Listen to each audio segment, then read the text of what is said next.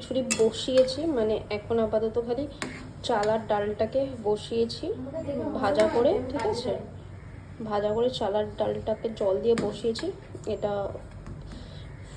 মানে সেদ্ধ হয়ে আসলে তারপরে মশলাপাতি দেবো, সবজিগুলো সব ভেজে লাস্টে ফোড়ন দেবো।